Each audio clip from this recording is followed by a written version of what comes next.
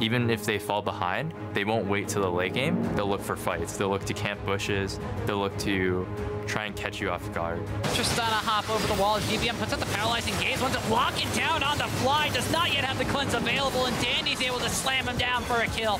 Because I think Arrow played really, really smart. 2 left alive for Liquid, the rest alive for P1, and now Dardoch next up. He's gonna fall, you have to assume. The attacks come through for Arrow. The main struggle was after our 2-0 victory, the players lost focus. A turret kill for the Gnar. Here comes the dive in for Ryu. He's gonna let go 2 win. Dardoch has set up the kills. It's just really important to finish the Euro strong.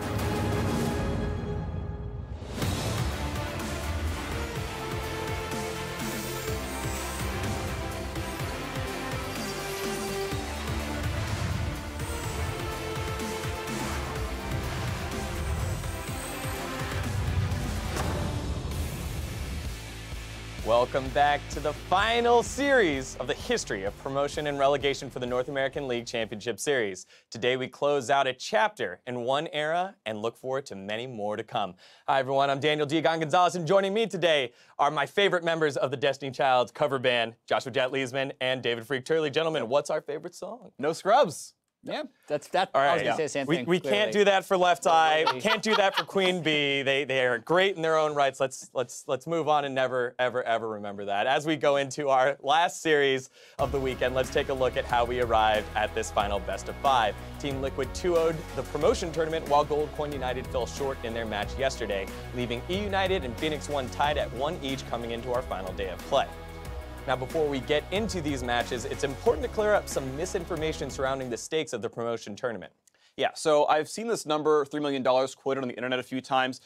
What this means is there is either a $13 or $10 million buy-in to the 2018 season if you are selected. But that $10 million, like the $3 million discount, is there whether you're an LCS or a Challenger Series team. So the cheaper buy-in if they're selected is there. Regardless of the results of this tournament, all the teams here in this group are in that bucket. Now, what does matter is that there is a sort of a compensation buyout if you are not selected for 2018. And this is based on your years of service to the LCS or Challenger Series. You know, that needle moves a little bit if you are then to be a Challenger or LCS team for the 2018 spring split, or, would have been. But again, it's a smaller change and certainly not that $3 million mark. All right, well, thank you, Freak, for clearing up that fake news. However, if you're on stage today, you're playing to prove that you're LCS material. And last night, United took a step down that road, taking care of business against GCU. Yeah, and in that series, they played around Deftly's Tristana very well. I think they learned quickly when Piglet smashed them with Tristana, the power the pick can have on this patch. And a lot of these games were fairly close for a lot of it. And then eUnited won these scrappy team fights, often initiated very well by Dandy or by GBM. It was Deftly, though, that did the cleanup and got the reset. So there's still a lot of worry they could have since they were 3-0'd on Friday, since they were very close in all of their games yesterday. But getting that win was surprising to a lot of people, especially in a 3-0 fashion. Yeah, and it was certainly props to them. Of course, on the other side, you've got Phoenix1, who had actually done really well through the bot lane themselves, honestly. They put a lot of priority onto Varus, a lot of priority onto Rek'Sai and early game junglers for MikeYeung, and they would basically snowball bot lane advantages. They typically got first turret as a duo. And that's up against people like Piglet, who are insanely good laners in the first place, so they were good at putting pressure down there and using that to snowball leads. Yeah, and the worry today for Phoenix1 is going to be about how quickly they can end games and how well they can play around Baron. Because even towards the end of the LCS split, they were able to get early leads somehow, but they're either not picking good scaling team compositions or just executing poorly in the late game. And we saw that yesterday against Team Liquid. They had those early game leads. They still lost the series. And eUnited is another team with Deftly that likes to play the Tristana, and the Tristana pick itself has been highly contested between a lot of these teams. Phoenix1, not one of those teams, though. Which makes it interesting. I always love seeing when teams have different ideas of how to play the game, and with one day turnarounds, like there's no scrims, there's no heavy practice. You've got what you've got. And either you bring in Trist without a week of practice, or you have to ban it away every game, or you find a way to beat it without practicing against it. All right, we'll get to see what they do. As we head on over to the casters to get into the game, we'll hear from Zeyzal on the challenges of facing Phoenix1. Playing against P1 will be difficult because their jungler is kind of a wild card. He does a lot of things most junglers would say are really questionable, but if they work, it builds him a big lead. So I think playing against him, how their laners will play is they'll pressure, try to force a gank on them, and then burn their summoners to survive it while their jungler builds his own lead. So playing against them, we just have to be cautious of if we do a gank, we have to make sure it works. Hello, everyone. My name is Optimus Tom Searfoss, and just one more cast alongside Mark Zimmerman, and I will get myself a free Subway sandwich. Glad to have you here, Mark. Hey, happy to be here, being useful however I can be. I get a part of that sandwich too, right? Because you couldn't do it without me. Yeah, you know, you get like half of it, so like you get like 2 inches, I get 10 inches, you know, because I'm super hungry. But we already heard the intros, so let's get right into this matchup, starting on the blue side with Phoenix1. In the top lane, it's Zig jungling MikeYeung. In the mid lane, Ryu. Bot lane of Arrow with his support Xpecial and Coach Fly. And on the red side, it's going to be Team eUnited. In the top lane, Licorice, jungle, Dandy, mid GBM. And in the bot lane, it's Deftly, supported by Zeyzal, all coached by Hermit. And as you heard on the analyst desk, eUnited definitely weren't kind of expected to be here at this point. After Gokul and United put up a very close series against Phoenix1, where eUnited pretty much got shut out by Team Liquid, it was eUnited who were the ones shutting out Gokul and United and shutting out a lot of the naysayers in this tournament. Yeah, it's one of those times where you often try and look at, strength of losses and things like that, and you see P1 and GCU go 5 games, eUnited get destroyed by TL, and you think, okay, it should be pretty easy for GCU, and then they get swept out as P1 struggles against Team Liquid, and so you can't really use any of that as a clear indicator of what's going to happen here today, because eUnited seems to have gone through a big growth in the last day. Yeah, and on top of that, you've always talked about the fact that during the best of 5, you get to kind of see the picks and bans unfold between two teams as they learn a little bit more about their strategies. But as you have a multi-day tournament across the weekend, you see that these adaptations have been made already. Phoenix1 banning away the Poppy, which actually wound up being a flex pick for eUnited yesterday. Right, so if you missed the series, they started out with taking it relatively early in one of the games, and they ended up putting it in the jungle. And then the next time they took it, it went up in the top lane. And I think it's actually a relatively underutilized champion right now. We're going to some of the ideas about the passive, increasing your resistances when you are with the W, as well as when you drop below 40% health. You combo that with Gargoyle's Stoneplate and all these other items. She actually becomes very difficult to kill as she loses her health. Yeah, and when you play the League of Tanks, it's very difficult to count out the fact that Poppy becomes an unkillable monster in the later stages of the game. But eUnited have been making some of their own adaptations here. They ban away the Elise, which is fairly standard, but they also take the Corki away from Reed. And I was really watching what they're going to do with their last ban there, because I was going to see if they were going to take the Kalista Tristana trade, which is something teams have been kind of willing to do more recently, is when you ban out Kalista and Caitlyn, you're leaving out that Tristana pick, which seems to be super high priority for a couple of these teams. But Phoenix1 saying that's not necessarily the case, and they actually go with the Thresh first pick. And that was the question that was kind of posed on the analyst desk by Jad, is do you wind up taking the Tristana without any practice, or do you try to play to beat the Tristana? And in the series Phoenix1 played against Gokul and United, it was the fact that they were taking the Varus into the Tristana matchup basically every single time that they could. The one game they did play the Tristana, Arrow didn't necessarily look as good on it, so they will wind up giving that over, in addition to the Rek'Sai over now to eUnited. Rek'Sai, another champion that's been seeing a little bit more play over the course of this weekend.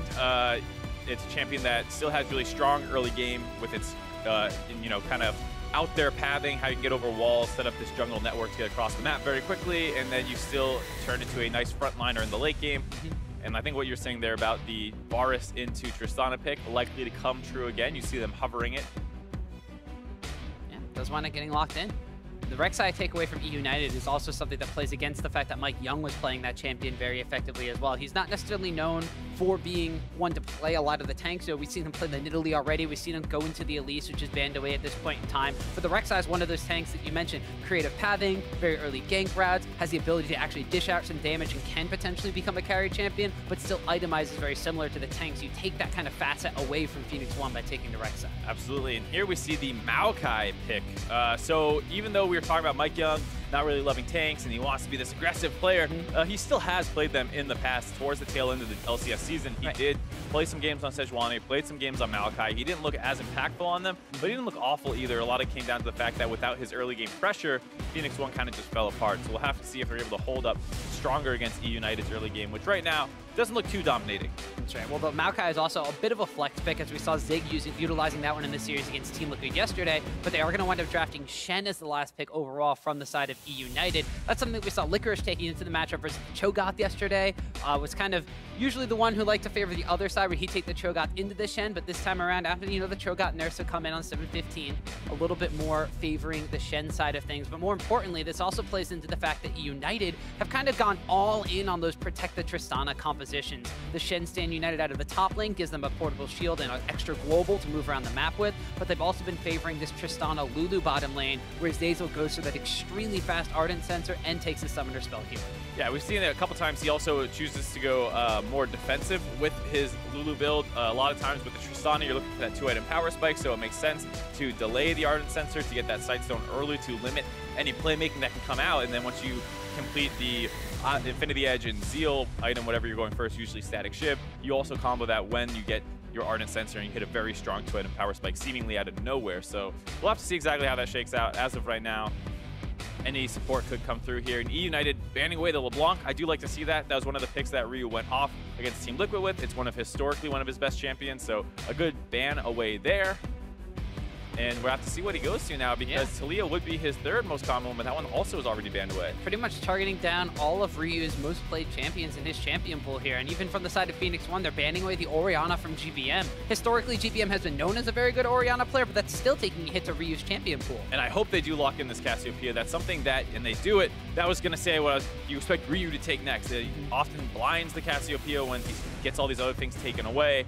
And now he's really been pushed down pretty far on his champion pool here. I mean, his next play after this would be Ahri or something of that such, and it's just not at all his kind of playstyle. Or, well, I guess Ahri is his playstyle, but it's not in the meta right now. Right. And it has a very tough time versus Cassiopeia, who is just able to straight DPS her down, and Ahri has a hard time fighting back against that. You could see something like a Syndra, which is still open, but doesn't really work to that 1-3-1 setup that P1 likes to play a lot of. The only other champion that is in Ryu's wheelhouse, at least from this split so far in the NALCS, is the Kassadin, which he could potentially pick up, but it looks like they might be hovering a Jayce pickup here, and something that would be completely out of left field, but it will wind up going back to the Syndra pickup, so they won't necessarily have the same kind of split-pushing threat out of Ryu, but with the Gnar locked in, that means that Maokai's going into the jungle, so now Zig may be able to take over that split-pushing duty top. It's going to be one of those games where there's a lot of different power points across the map, especially if this ends up being locked in for Zeyzal, the Blitzcrank pick.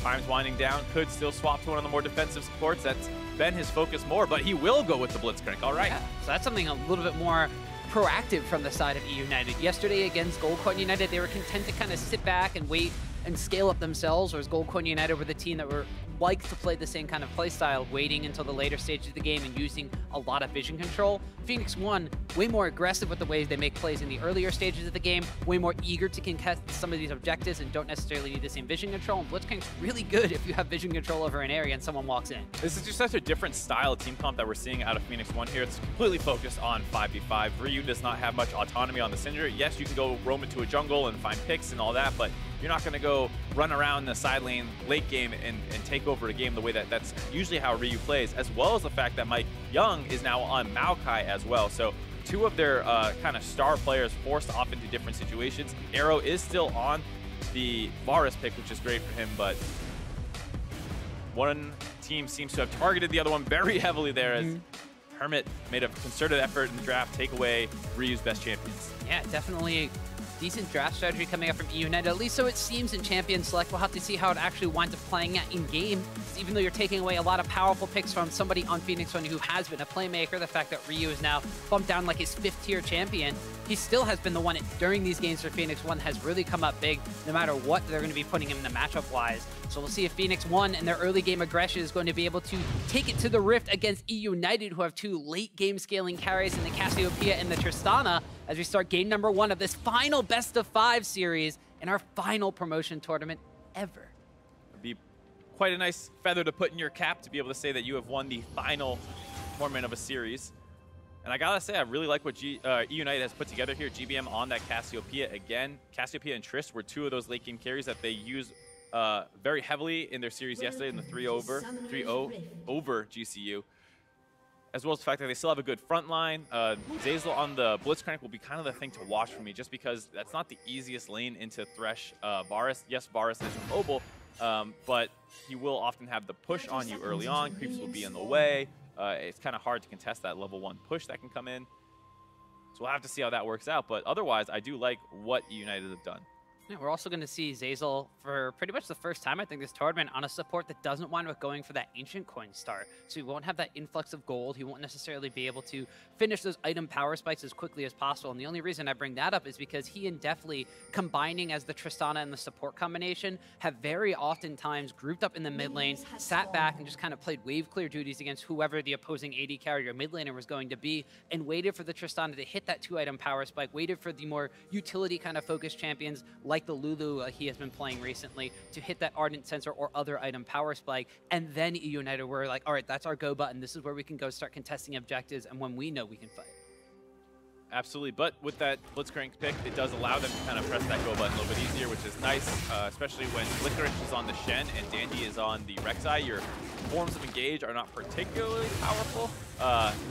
And they do have great disengage options, of course, if they try and force onto the Cassiopeia or Tristana. But Blitzcrank does give them that extra dimension when they are vision controlling if they're ahead in the game.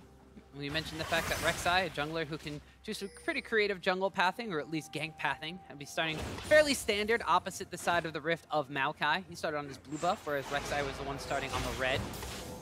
Big questions are going to be around both of these junglers. A, for the fact that Dandy, we know that he loves playing a more aggressive play style, and he himself has kind of been on tank duty just because of the changes to the jungler meta, and he necessarily hasn't had the same impact as he has on these characters like Kha'Zix, Lee Sin, the same kinds of things that MikeYeung. Exactly, I was about to say that they parallel each other a little bit, where both of them are at their best when they have a lot of playmaking and carry potential in their champion pool. And the meta has shifted away from both of them.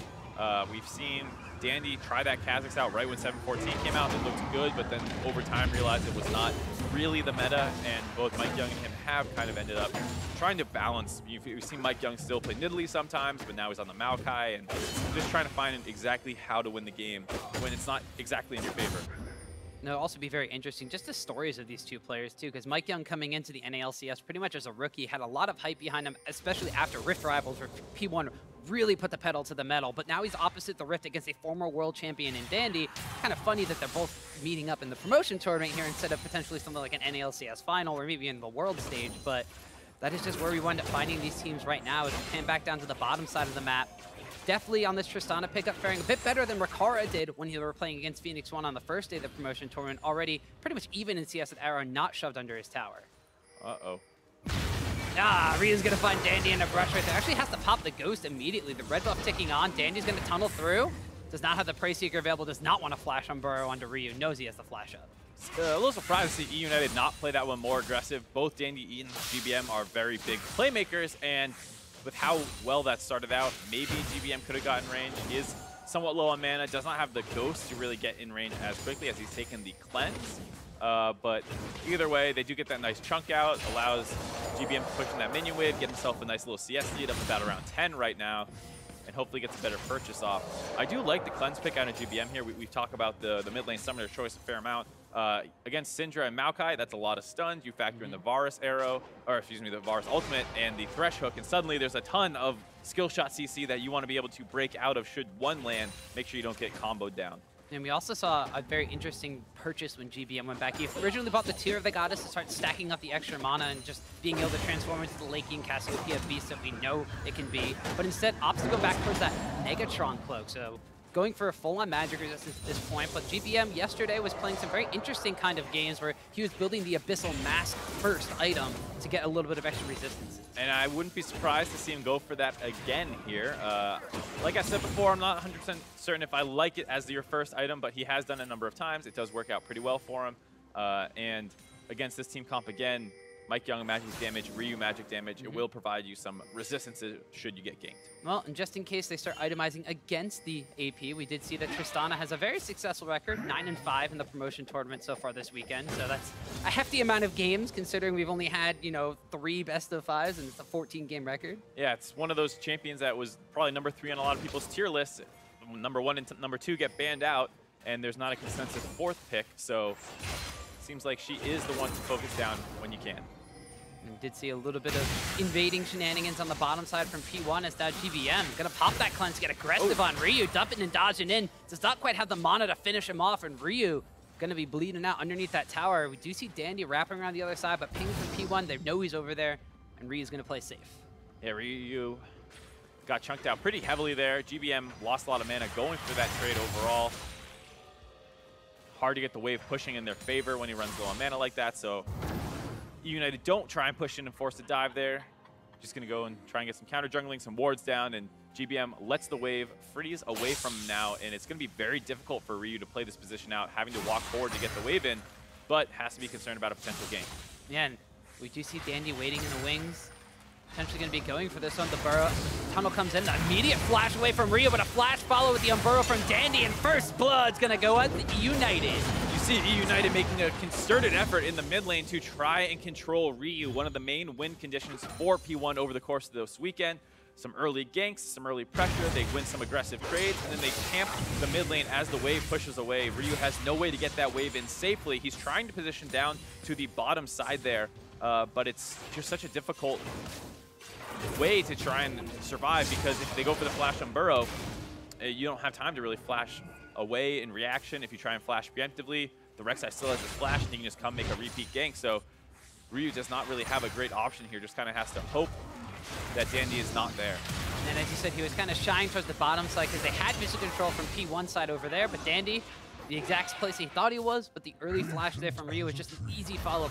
Huge gap closing potential coming out from Rek'Sai. It's now MikeYeung looking to get a little counter jungling down, or at least some vision control to see where Dandy's up to, but Dandy has gone back, picked up his Bammy Cinder, in addition to his Tracker's Knife, and going to just force the tree out of his jungle. And just to touch on that play a little bit more, because I feel like it's one of those ones where people say, hold on here. Ooh, GBM, flash aggressive play, gets the paralyzing gaze on. He has the Shen standing out, a flash taunt will land, and another kill onto Ryu for Licorice. Talking about concerted effort in the mid lane. Once again, GBM being the playmaker just flashes the wall, gets the stun off, as the teleport channels on top. Licorice was able to get that one, and because Zig channeled his TP to try and get involved in that fight, Licorice can actually use his to get back up to the top side, not miss out on ADCS, and not lose any global pressure. Yeah, so eUnited already making moves in the early game, where we thought we were going to be Phoenix1 that were the ones who get early and aggressive in this game. It is eUnited taking a page out of their strategy they did against Goldcorn United in the Challenger Series Finals, where a lot of the pressure was revolving around the mid lane. Goldcorn United came out ahead that time, but now eUnited are making up for it in stride. And this is just a play on the P1 side that you're never expecting him to go for this. I mean, you see him clearing the ward, you knew MikeYeung was in your jungle, but GBM knows that as long as that stun lands, they won't have the damage to burst him out, especially through a Shen shield, so it ends up seeming like a 2v2 when, you know, P1 was just expecting a 1v2. And now we have GBM in the mid lane. He's only picked up 2 assists for those kills, but he has gotten himself a decent amount of itemization. He went back and picked up the early Negatron clothes just to survive, but now he's gone back and picked up his Tear of the Goddess as well. So his late game stacking condition is completely online. So disadvantage over Ryu in the mid lane already. You can see him trying to get that as quickly as possible. And as you see already, undefeated in the Promotion Tournament so far. 2-0 on the Cassiopeia. Each time it's been paired with the Tristana though, and these were both games against GCU just yesterday. But still, 5.7 KD is pretty impressive for a player that needs to have stats like that to carry eUnited. Yeah, I think this just goes back down to the draft. You see eUnited making a very focused effort to knock P1 off what seems to have been working for them in the Promotion Tournament thus far. On the flip side, they also managed to grab their 2 primary carries for themselves that they've been able to win with. So eUnited did a great job of securing themselves what they like playing while limiting P1's options. We'll see how P1 are going to really react to this one, because as we mentioned, by taking MikeYeung off of something that is more aggressive out of the jungle, like the Nidalee, like the Rek'Sai, something that can make a lot of plays or just go in and aggressively counter jungle, there hasn't really been much of him on this map so far. And actually, outside of the mid lane, there hasn't been much action on the map in general. And that's actually going to translate onto the bottom side too, where eUnited just get a nice timing of when Arrow and Xpecial have gone back to purchase some items, and they go for a very aggressive Infernal Drake here. Arrow charging up a shot, the piercing arrow will not land, and it is Dandy who secures the first Drake. P1's bot lane does have a small CS advantage, but that's about all they have, and with how poorly the mid lane is going, it spills over down there. They grab that Infernal Dragon, huge pickup for the side of P1, or excuse me, eUnited's late game scaling team comp here. And like you were saying about MikeYeung being a little bit invisible, this was the problem that P1 was running into towards the end of the regular season, was when MikeYeung can't go into the enemy jungle, skirmish the other guy, the lanes tend to fall behind, they start getting ganked and killed, and MikeYeung is on this tank that's waiting to become more relevant to teamfight phase, and it just doesn't work to the team's play style at all.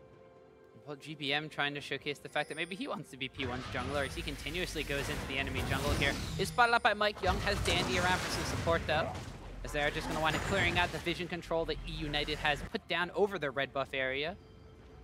P1 just trying to make sure that they kind of stem the bleeding at this point. They've gotten a lot of kills and a lot of focus on the mid lane. They've gotten an Infernal Dragon on the side of eUnited. We're 11 minutes in, and it's just a little bit under a 1,000 gold deficit, so it's not like it's an insurmountable lead. It's just eUnited are the ones being extremely proactive in this early game, whereas Phoenix1, normally when they are not the ones making moves early on, are the ones that struggle to close out games. Absolutely. The one thing that is going for P1 potentially in the late game is this Gnar pick against Shen. Eventually, as the turrets start dropping, the lanes get longer. He starts getting a little bit of kill threat onto the Shen, gets that frozen mallet, can be able to chase him down, and you can kind of negate that global advantage that the Shen usually provides by having essentially 2 teleports in his kit when he takes the teleport summoner. So in that regard, there is still that little bit of hope, but with the fact that Arrow has not gotten substantially ahead, Ryu has been shut down heavily. The 5v5 team fight, especially when you consider the Infernal Dragon being on eUnited side, is heavily in their favor, and P1 are going to have to try and work around that through that split push. P1 definitely have the split push potential from Zig, but also have a little bit more of the kind of team fight flank potential. You have the Gnar ultimate, you have the Nature's Grasp ultimate coming out from MikeYeung's Maokai. So you have team fight utility, especially the fact you have the Chain of Corruption on Arrow too, so you have more utility coming out of your AD carry pick. But there is still, as you mentioned, with the Infernal Drake already stacked up on eUnited and the late game scaling power of their composition, just so much more damage. So it really becomes a question of if MikeYeung and Zig are not necessarily as active early on and can't get those advantages that some of the tankier characters need in order to become unkillable in the late game, eUnited's carries will tear them apart. Absolutely, and I mean, like you were mentioning, they do have a lot of pickoff potential, so if at a time eUnited is ever unsafe in their movements through their own jungle or through the enemy team's jungle, you can easily see a hook into Varus ultimate, into a Syndra stun and ultimate, and you can quickly blow one target up. But if you're not blowing up a actual damage-dealing member, you're going to have to leave that area very quickly before the Cassiopeia and Triss get involved. So even if they do find a single pick-off onto, say, Dandy, that's not going to be that influential in a team fight if the other members are able to continue fighting. Yeah, we see eUnited's Korean duo of GBM and Dandy getting a lot of vision control around this bottom side area of the jungle. And we see P1 not wanting to relent the pressure over here. Although Zeyzal found himself a hole in the vision, immediately lands a hook on the Arrow. Many flashes come out, including a Lantern coming in from Xpecial. They're going to land the hook back down on the, There's that chase on the Dandy, but the Sand United from Shen actually gets canceled out because Rek'Sai goes down. Deftly has to hop away. GBM was trying to come around the side, but like you said, chain CC to pick up a kill. It's exactly what we were talking about. P1 are able to get a lot of crowd control down there onto Dandy. Doesn't look like they're done yet, actually. Xpecial charging forward. Ooh, they lanterned in MikeYeung, and the flash forward from Thresh will help them lock up and secure a potential kill on Zeyzal. Almost got the arrow there, but Zeyzal goes down. A nice 2 kills picked up by P1 in that bot lane rotation. They grab Dandy, they get the kill.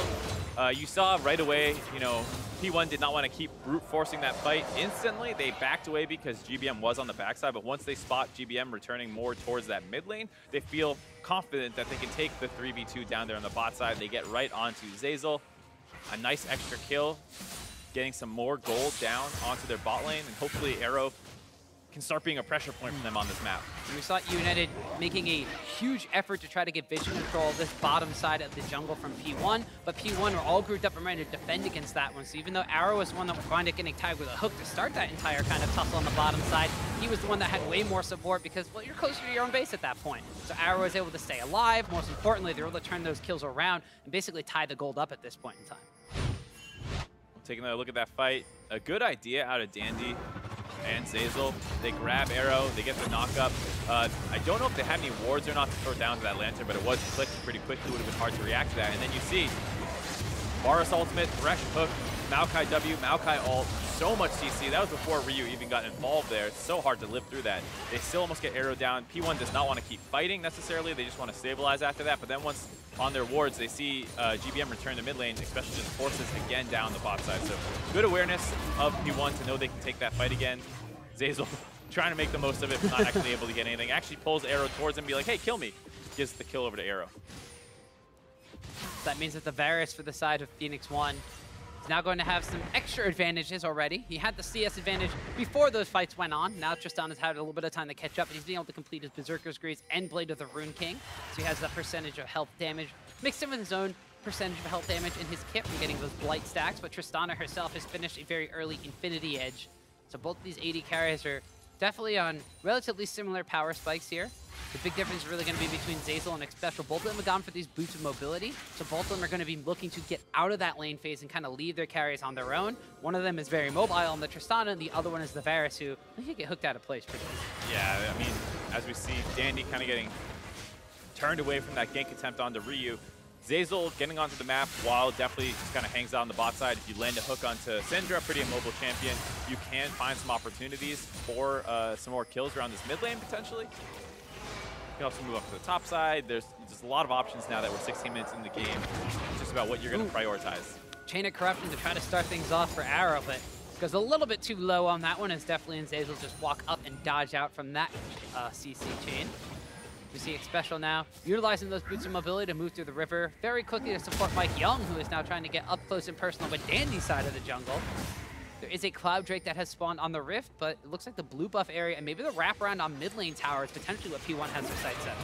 What they're thinking about, they did have a ward for eUnited to spot that movement coming in. GBM not going to fall victim to any roam. And P1 do have most vision control in the river, but eUnited are going to contest. eUnited don't really want P1 to either get the tower or the Drake at this point in time, trying to find a way to collapse in. Zeyzal actually is wrapped around the opposite side. They've been able to pull in Ryu, but the Thresh hook immediately after lets Ryu flash away. The Unleashed Power is able to pick up a kill onto Zeyzal.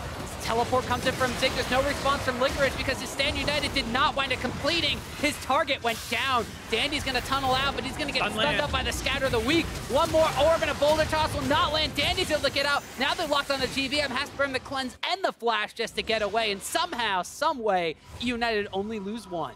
They lose one, but they do lose control in this bot side of the map. Licorice, once again, teleport not completing. That's a pretty huge factor when you realize eUnited really only have about one tank right now, and if he's going to get chunked out of a fight and your other one doesn't make his way in, it's super easy for P1's comp to continue running forward. A really nice hook out onto Ryu, but they haven't forced his summoners in quite a while, so he's able to get the flash out. They fall victim to that kind of chain CC again. And even though they are kind of fighting at this point in the game, it's a little too soon because Deftly is only on a single item. So his DPS in this fight you're going to see is not particularly impressive. Great hook to thread the needle onto Ryu there, but then they're unable to actually disengage. Zeyzal gets burst out. Shen doesn't make it in. Deftly's auto-attacking a Maokai, but you see it's not really doing much at all. He leaves the fight. Dandy's kiting out is almost going to go down here as the stun just clips him. The slow from the Gnar clips him, but a really nice ultimate by GBM to save his teammate there.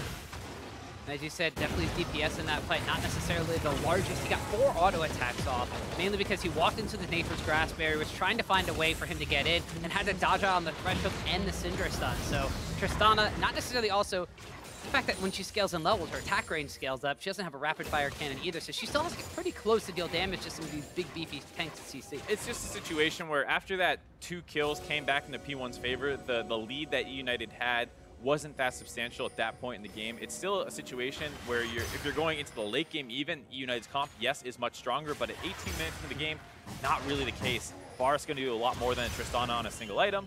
You see Ryu, no summoners now. Ooh, the flash and the immediate knock up there from Zeyzal. Paralyzing Gaze on out too, but no stun on the Ryu, but the Void Rush will phone true as it is Dandy picking up a kill onto Ryu.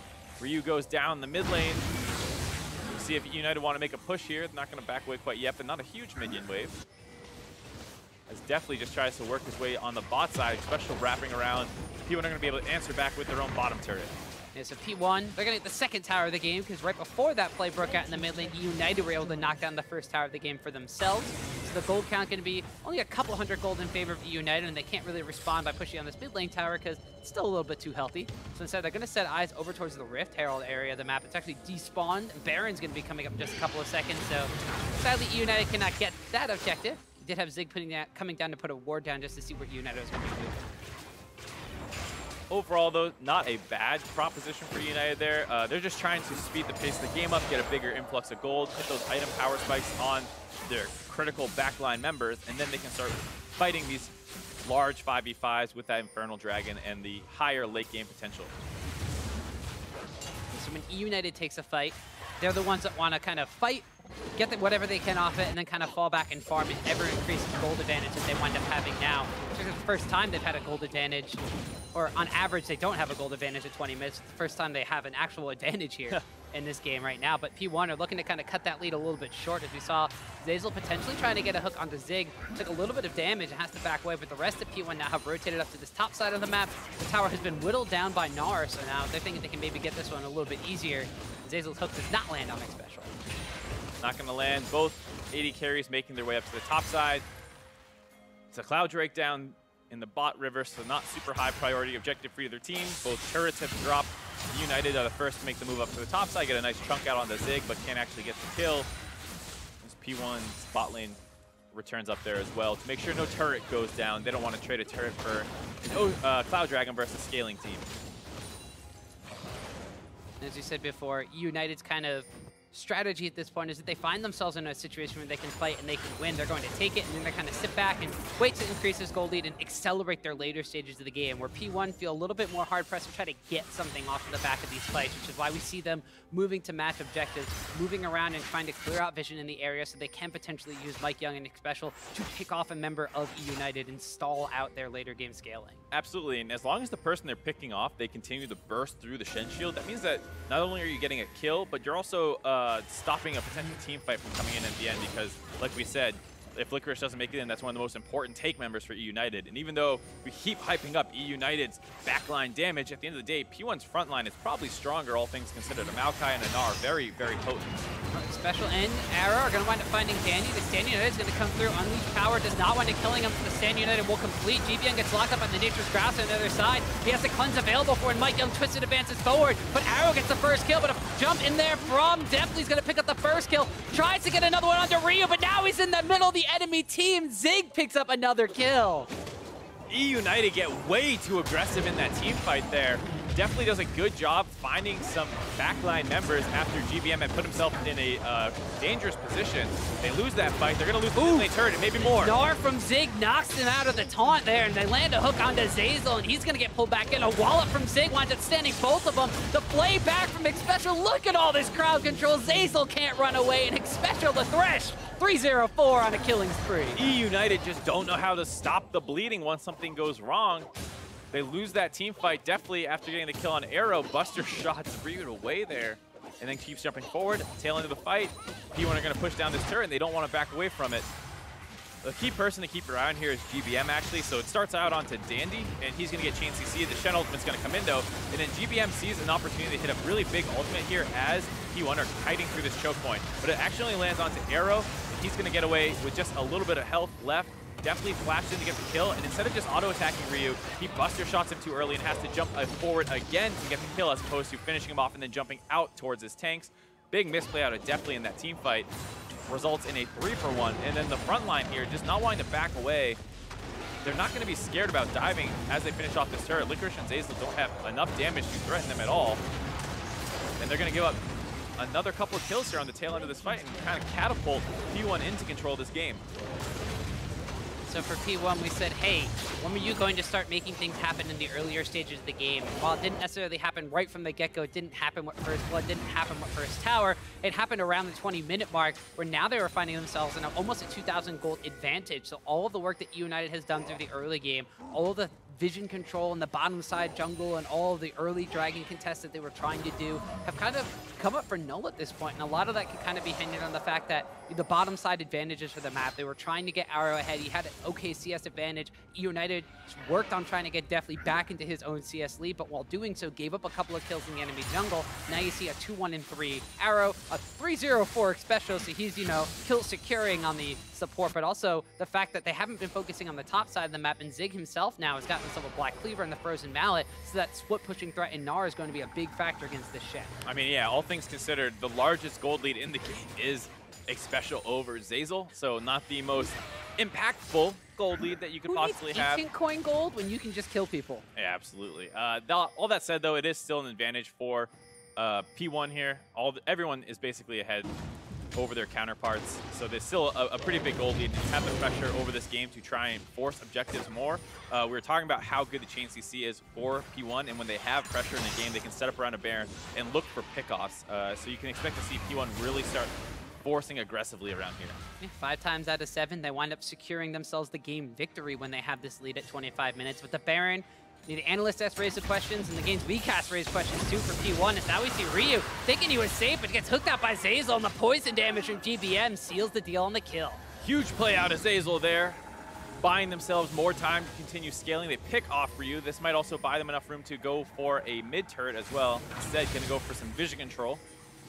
And one of the things we're talking about was how well this Blitzcrank pick was gonna work out. It's not his usual protective champion. And looks like they want to take the whole arm off after that one little pick. Yeah, eUnited are looking for a very early Baron contest here. The teleport wind up coming in as well from Licorice. As Dandy just staying in his Umbrella form, waiting to see when P1 is going to come in. The Nature's Grass comes out, slowly but surely locking down eUnited. And well, they utilized one of their globals on Shen just to try to start that Baron up and force a reaction from P1. eUnited are just playing with too little patience right now. You get a great pickoff around the mid lane, you have the mid outer turret still available, and what do you choose to do? Teleport into a Baron with 4 members still alive and the smite still available for P1? It's just way too aggressive of a call there.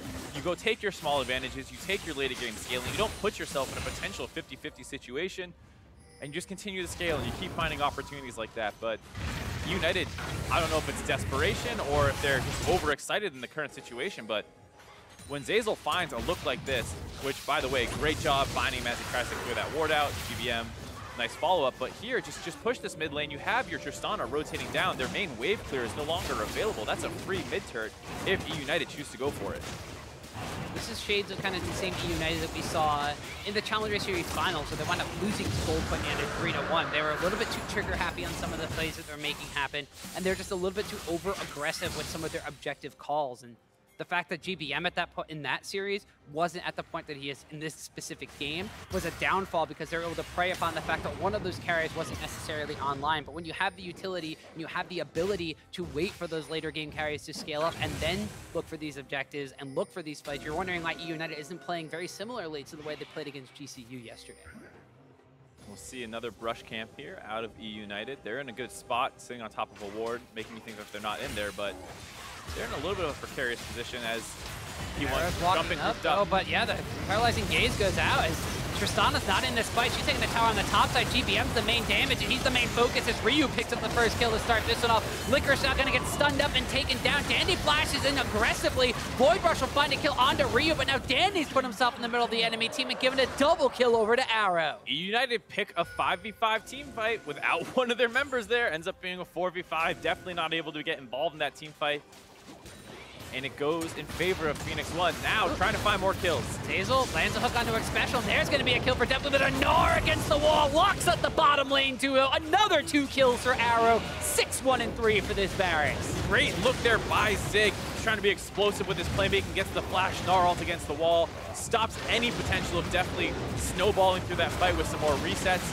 And this is going to be everything Phoenix1 needs to grab their first Baron of the series. Yeah, we had question marks around P1 Baron control, but so far against eUnited, those are the ones that have been raising the questions. They go for that very aggressive Baron contest off of just picking off one member of Phoenix1, and Phoenix1 are able to control that area of the map and turn it around. They get the first Baron in this game. Got to give them a lot of props for how they're playing this game out. They're concerned about the Baron control vision, so they have their whole team basically grouped up here, minus the Gnar who can teleport in. eUnited want to punish them for going for this vision control. They almost get down to MikeYeung, but they just go for a full-on engage as the teleports come in, and Deftly is just not actually in range. Arrow's in this team fight the entire time. He gets 1 kill there. Going to help finish off Dandy as well. It's going to be a 1 for 3, excuse me. And then after the tail end of that fight, yeah, they pick Xpecial again, which is great, but Zig, really nice chain CC onto Deftly to stop him from potentially resetting, like we said, and after that, they can grab the Baron. Now they can keep the pressure up, get even more global gold in their favor. So this Baron buffed up Phoenix1 has a lot of gold to take on the map, and they're going to start with that top lane outer tower, the last one on the map for eUnited. So they're going to be grouping up as multiple members on the top side, with Zig split pushing on his Gnar form in the mid lane. eUnited now, they have some item power spikes on Deftly. He's gotten the full Energizer build online, but now he's defending against Baron buffed up minions, so magic damage won't be nearly as effective. Still has the critical strikes to help wave clear a little bit, and GBM's Cassiopeia will help out with that too. But GBM is actually in the mid lane, defending against the push that Gnar is being thrown on. Instead, they have Shen kind of just playing frontline duty on the top side of the map. Yeah, trying to do his best to walk forward and allow his team to clear waves. eUnited here are just doing their best to make sure they don't lose an inhibitor after this push. P1 do have great chain CC, like we said multiple times, so if they decide to pull the trigger on the dive, one member of eUnited can get killed extremely quickly. So it's a bit of a balancing act between trying your best to wave clear and not concede objectives too easily while making sure you don't give yourself up to potentially get engaged on. And we also have an interesting situation as that top lane tier 2 tower falls. The fact that Licorice is itemized very heavily for health and some armor. Not a lot of magic resistance, so go figure Ryu, who is now 2-5-4 and has been kind of taken out of the early stages of this game, now completing his Leandry's tournament. His Morello Namakan has the spell penetration duo with the sorcerer's shoes as well. Actually can hurt Licorice more than almost anybody else on the side of P1. Absolutely, and it's kind of strange some of these lane setups that they're going for, keeping GBM in that mid lane. Gonna have a hard time wave clearing when all 5 decide to group up. Not much line wave clear on the side of eUnited. Here's that engage. They got the scatter the weak stun, and the twisted advance comes out from MikeYeung. There's the nature's grasp and the chain of corruption coming out, and Danny's the one that actually wants it going down first. The unleashed power from Ryu. They've blocked up on the Licorice. He has to taunt away from absolutely everybody. He did want to join in the fight with Stanyan at that time, but his primary target still went down. That's all the ultimates down for Phoenix1 though, as well as the fact that some members got a little low. We'll have to see if they want to keep trying to pressure here, as even though it's a 4v5, Licorice is healed back up, and there's a lot of spells still available. GBM's ultimate up, Deftly's ultimate up. They've gotten 3 towers so far at this Baron buff and found themselves at a 6,000 gold lead, but P1 are not going to let up off the gas this time around. They're going to brute force down this mid lane inhibitor tower. They might actually take the mid lane inhibitor as well. So like you said, eUnited were trying to make sure this didn't happen, and their worst dreams have come true. P1, great Baron execution. They found their look. It was kind of scary as they made their way back under their inhibitor turret, kind of pulling them. That's one of the scary things when you press that Maokai W. You don't know exactly how far you're going to go. But they are so far ahead right now. Their tanks, like we said, their front line very, very powerful. Not actually that scared of ending up underneath that turret. Definitely still has no armor pen currently, so he's not burning through these frontline members as quickly as a Tristana can do late game. He goes for a QSS as well. I feel like at this point in the game, you need to focus more on getting your damage out and positioning correctly than buying kind of a safety net for yourself, because even if you play the team fight perfectly with a QSS, you're still not going to melt through the frontline members fast enough to win that team fight.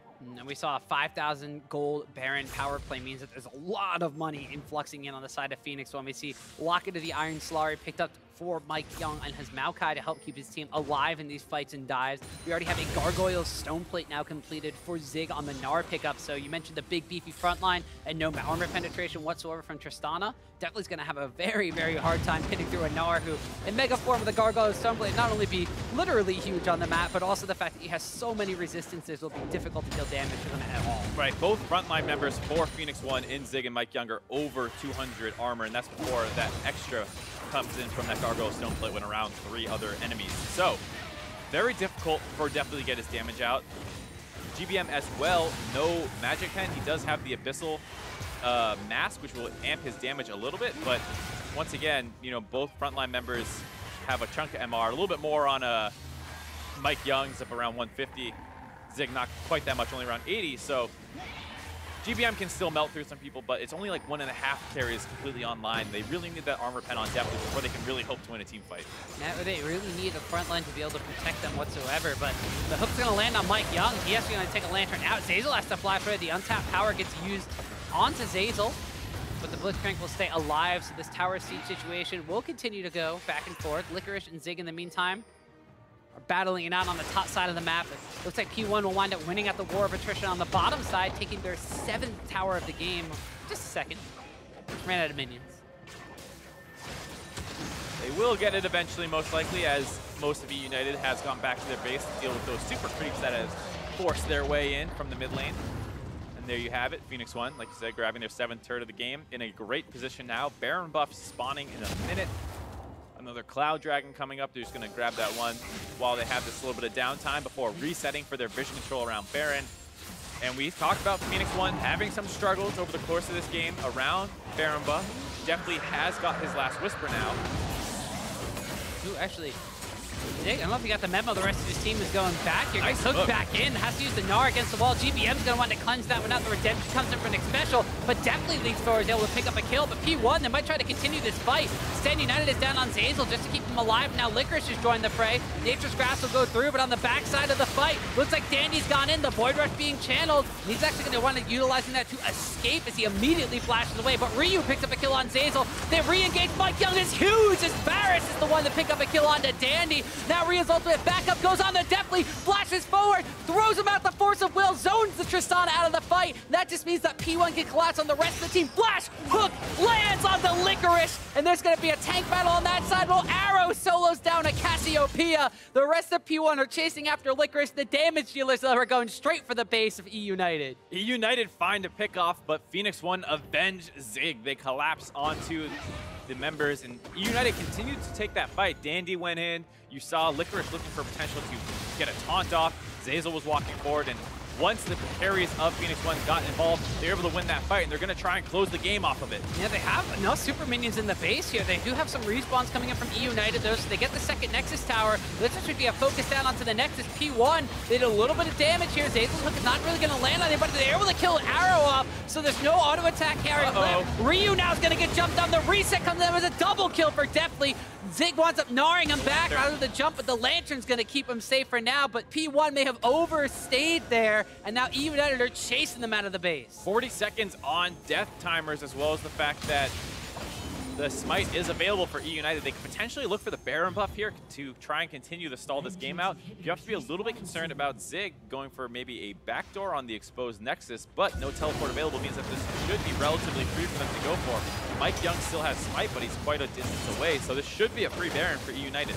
Yeah, we have GBM clearing out the waves of super minions in the base. The inhibitor in the mid lane actually respawns as well, so they have no Nexus towers left, but eUnited are going to find themselves the victors of this Baron, and they're trying to hang in this game, number one, 6,000 or 5,000 gold down, but more importantly, winning a fight just on the door of defeat. And for some reason, Arrow walks forward here and just kind of takes the 1v1 versus Deftly. That hook even missed, so it could have gone worse. For some reason, went for that. A nice taunt by Licorice through the Lantern makes Ryu walk forward, even though he's just gotten the distance out. Gets the second kill for Deftly, and then the second Lantern does save Zig, but at that point you already lost both your carries. You can't keep pushing, and you can't really stop them from going for that Baron buff.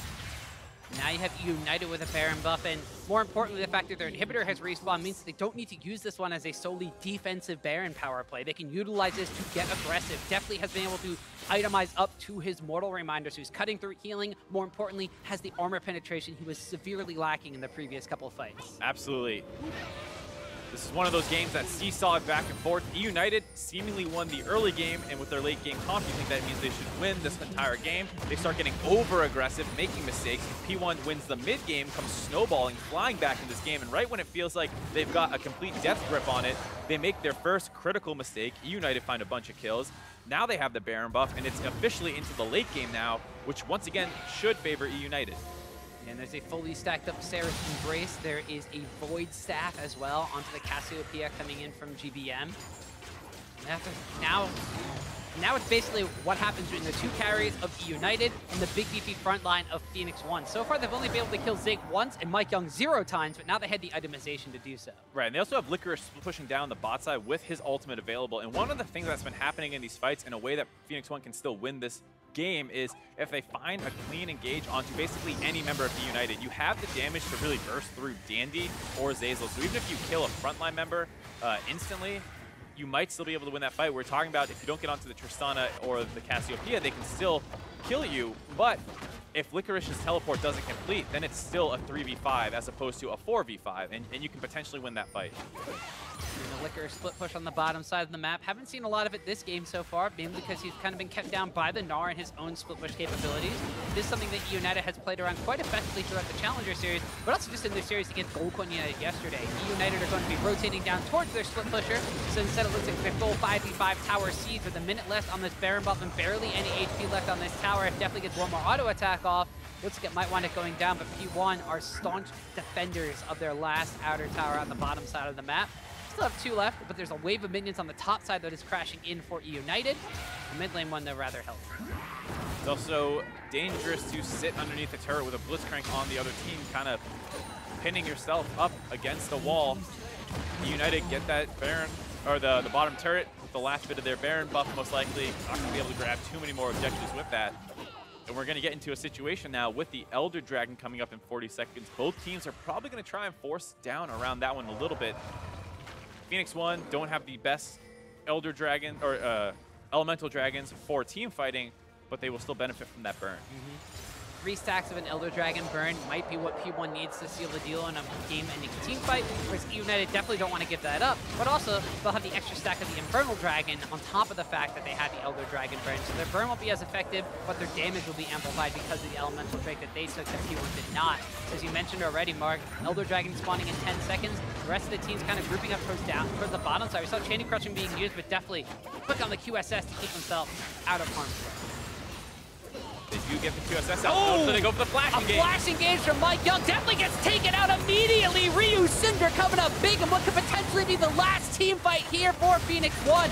Zeyzal, however, has been able to pick up a kill on the Varus, and now it's a duel of the 2 AP carries.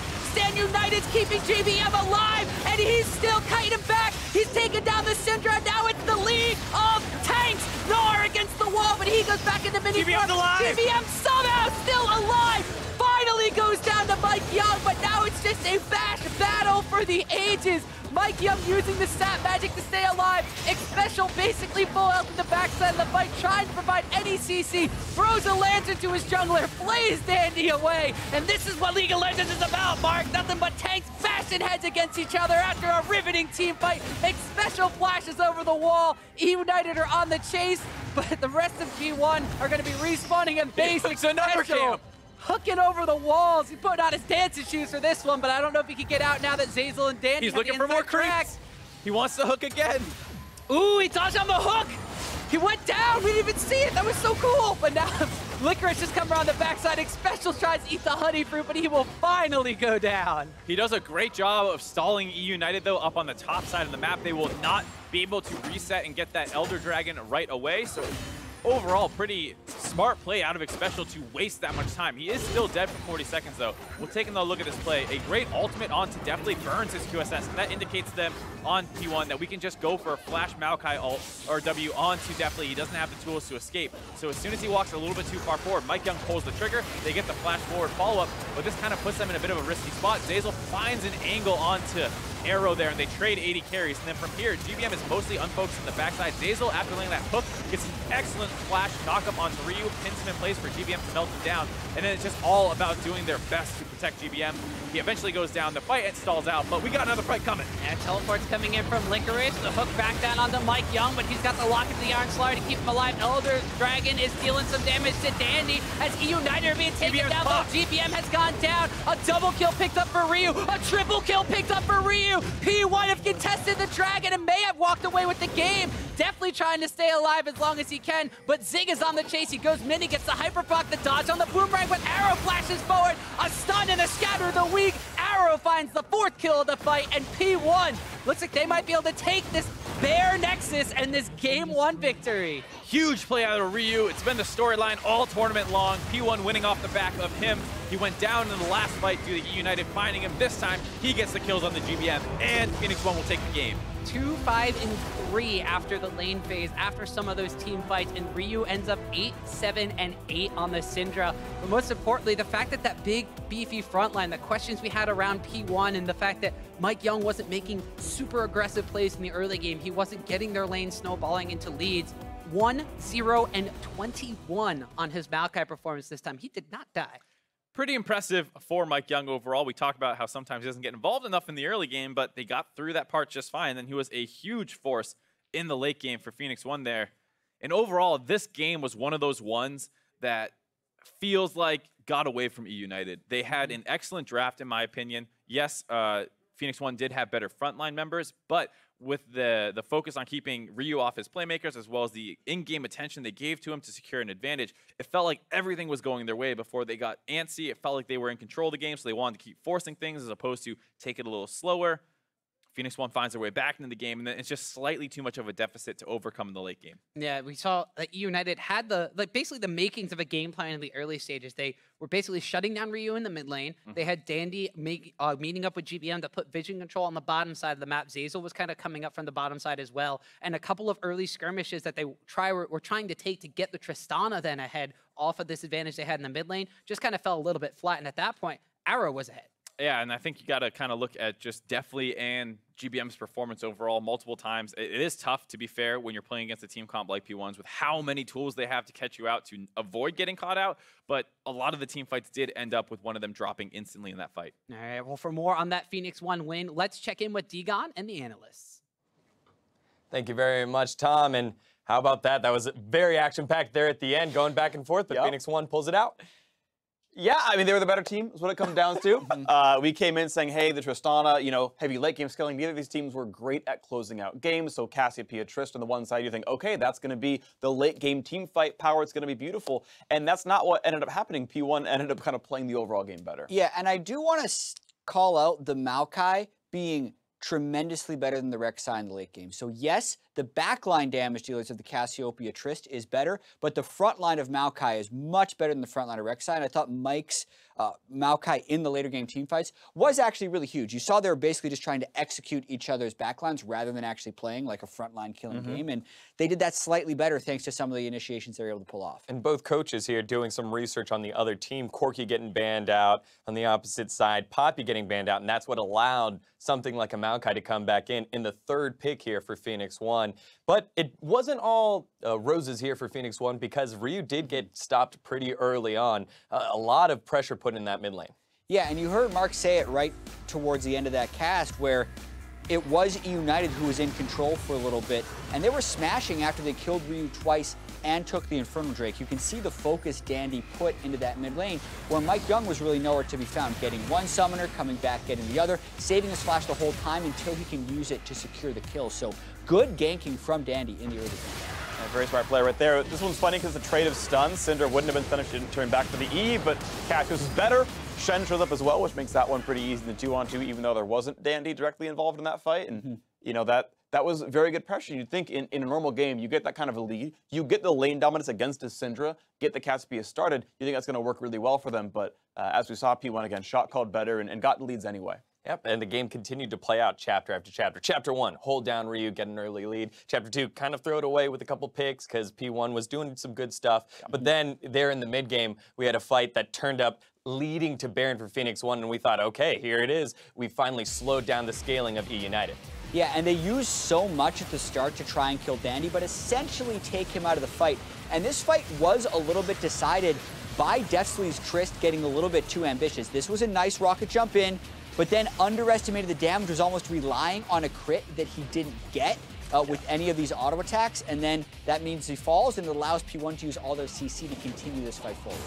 And the chase ends up being pretty good as well because they just shove into the lane, and I think they actually handle this fight pretty well because they are such tanks, they can kind of sit around under the turret, but actually once the play comes in, they can turn back to kill the turret first, and then they go for the continued chase to make sure they're not overdoing the dive.